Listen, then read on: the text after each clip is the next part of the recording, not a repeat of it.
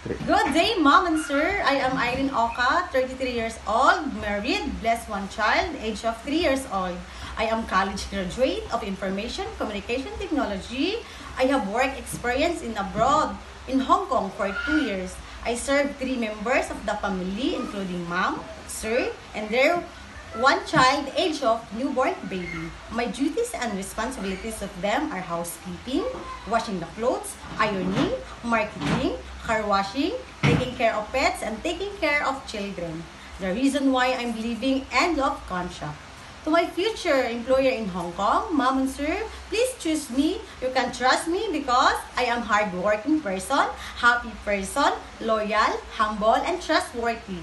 I am dedicated to my work with less supervision, fast learner. I am willing to learn and new things. If you hire me, I promise to you I follow and obey your rules and regulation at home.